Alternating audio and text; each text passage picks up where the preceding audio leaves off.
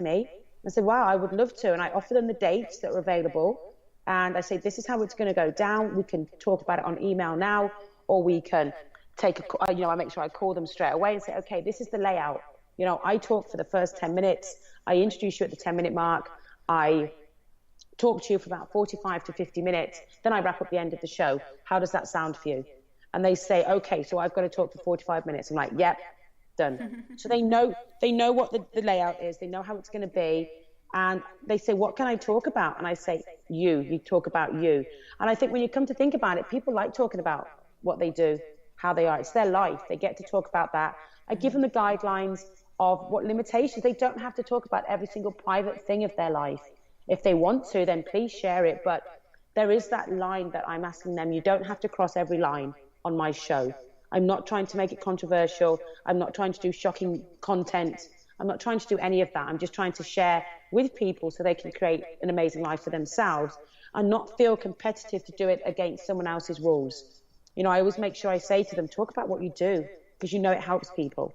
So no, I've been really lucky that no one said no. They've said, okay, when can I come on? So it's been good. It has. So that's pretty cool. So, yes. And one more thing. What about the show? What about the show layout? So what would you say is better, having a guest or a teaching show? What would you suggest if someone asks you that question? Or do you have a mixture of both? Can you add something else? I really agree with having the mixture. It's worked really well for me to have guests on my show. I think I probably have guests maybe 90% of the time, and 10% of the time it's me that speaks on that show. Because there's a certain thing that I might want to share at that time. When I had a hiatus last year, when I was traveling in November and December, I had a few weeks off of the show because I couldn't commit to being on the show when I was traveling so much in that time. I was doing a tour around Miami, Toronto, and England, and I was speaking at those events. I was attending events, and I was doing a book launch. So I couldn't commit to doing it in those few weeks, and I didn't want it just to be a winged show. I think I said that earlier. I didn't want to be somewhere in an airport trying to get the connection or trying to get, the guests or running around in different time zones. I wanted to make sure it was organized. So when I came back from that show, from that hiatus, the first show that I did was talking about what I'd been up to in that time. I also talked about, one of the shows has been called Sarah Shakespeare, All You Need to Know. And in that show, I know we've got a really, really high download on that show because people want to know a lot of things about me. So I actually went through a frequently asked questions that I get asked on emails, online, in person. And I went over a Q&A about myself. And that was a really good show to do because then it got people knowing more about me who haven't read the books, who aren't following me every day online. They got to listen to that show. So for me to do shows where you're speaking yourself about pressing things, when it got to the new year, I talked about motivation for the new year. I talked about that. I did a 75 video series last year of motivational videos every day online. I talked about that on one of the shows myself and talked about why I did those 75 videos, what impact I wanted to make with those, why I chose those titles, why I chose to talk about those things. And it got people listening. It got people watching those videos again. And also I talk about when we get to the halfway mark. I talked about, how we're planning our life and how we're putting things together. I talk about that. So for me, I think if you're going to have a show, I think it's wonderful to have guests because that's interesting. You're learning new things yourself and the guests are learning that. But I also think that it's good to have the odd show where you do your own thing and talk about that. That layout has been really, really great for me. And because I do my own show every few weeks when it's just Sarah Shakespeare, people then go, oh, what's Sarah going to talk about? So it becomes a novelty when I do my own show without a guest because people go, oh, I wonder what she's going to talk about today. It's going to be around motivation. It's going to be around lifestyle. It's going to be around fitness and focus. It's going to be around those things. And I have no trouble talking on my own for 1 hour. Like I don't, I always run over the time. So I don't, I'm so interested in what I'm doing and how I want to share that out. I think if you're going to do a show, mix it up with guests and yourself, just to engage your audience to be interested in what you're saying. Okay, that sounds like good advice. Thank you, Sarah. What about the future? Is anything going to change with your show? Have you got any ideas of guests or What does the future look like for Sarah Well, Shakespeare and Create a Life You Love? Well, what I would like to do, I've already got my guests lined up now for the next couple of months. I always make sure that I've got my guests set up and ready to go. I never want to have a week where I haven't got a guest. And again, if that's thrown at me at last minute, then it's me that stands in and does the show anyway. But I feel like the show must still go on if I haven't got that guest on that day. But I'm set up for the future. I think what I'd like to do in the future, once I have more time, I'm very, very dedicated to my school district work that I do. I'm very involved in my school district here in Kelowna. Really want to keep that going throughout the next couple of years as well. And my coaching, my retreats, my workshops, I want to be able to put lots of time into doing that and my online training. And at some point, I would like to have more time to be able to do more shows. I mean, I do it once a week now, which fits into my schedule perfectly. But I would at some point love to have a show where I'm doing it 3 times a week, where I'm on the air consistently, because I love it. So that's where I'm at. I don't know if that's in the next couple of years. I don't know if it's in a year's time. I know it's not in 5 years' time. That's too far away for me to set a goal. I know it's going to be in the next year or two where I'm going to be on the air more. I'm going to have more guests. I'm going to really get out there further and further. Like, I just had my first guest yesterday from India. A lot of my guests that I've had have been from England, Australia, America, Canada. It's been really great for me to actually get further out of there. And even today, I've had so many messages from people in India that listen to that show. So for me to get that, I was like, whoa, that's far away. People are listening and really interested in what we were talking about. So that's what I like. When I think about the future on Coach on Fire, I think about expanding and having more shows more regularly, being out there, getting people to listen, where, when they're doing the download on iTunes, I want those shows to come up on their phone. Like I've done, obviously subscribed to my own show. So when it comes up on my phone and it says, oh, Sarah Shakespeare's downloaded this show, I like to see that on the screen. I'd like to see that a few more times. I really would like to see that a few more times. So that's what I'd like to see. Just a bit more regularity being on the air. I'd like to see that. That sounds good. So tell us a bit about what else you do, because you keep talking about you doing retreats, and what else does Sarah do besides her show? Okay, so what I've done, as you know, I've been in the industry for 25 years, so I've really trained a lot of people over that time. So I do personal training as well as doing coaching with people. So I have a location here in Kelowna that's just being finished up now. It's going to be finished I hope in the next few weeks.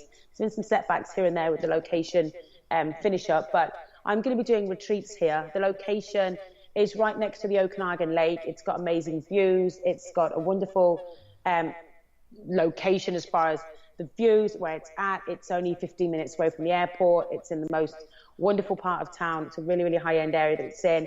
So really beautiful feel for the retreats. The place that I'm going to have it, it's got, living accommodation as well.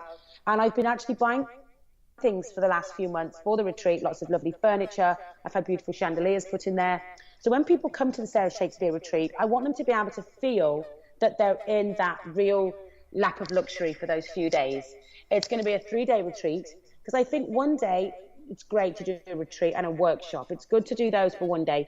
But I want that feeling of the 3-day retreat so that people can get to know their other attendees that are here.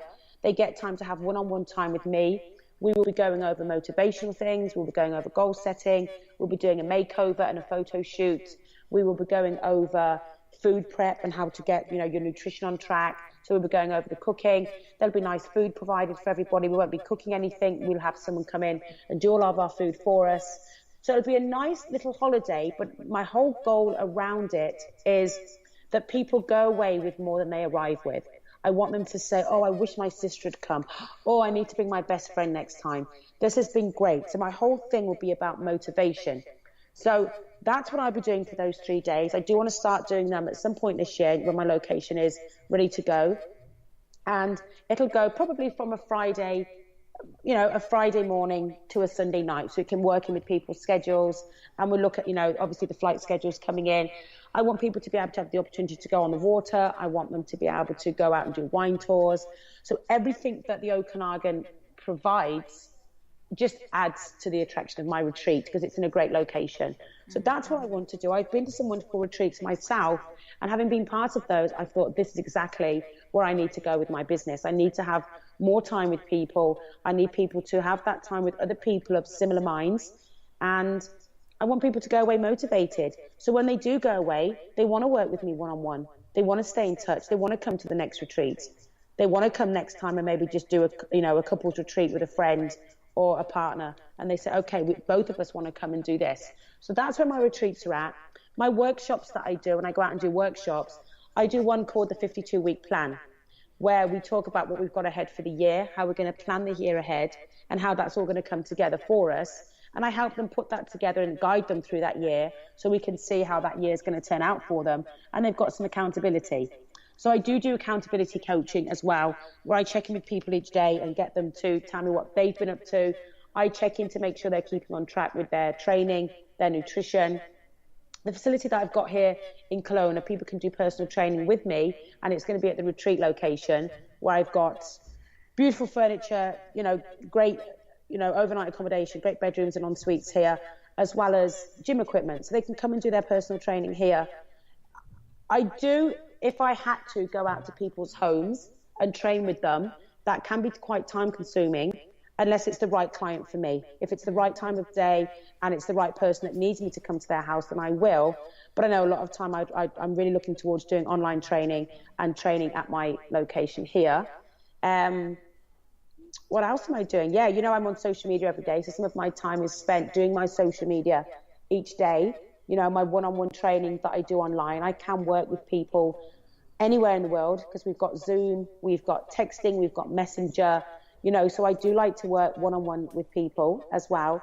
And, if I'm working in a group, I don't like to go any more than 4 people in the group. 4 people plus me.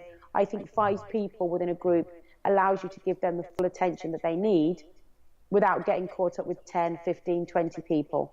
I think that even though you make more money that way, going with more people, I never want someone to think they're not getting the full attention from me. And that's my whole goal, is to make sure that I always want to have a good reputation in what I'm doing with things and how I'm making people feel.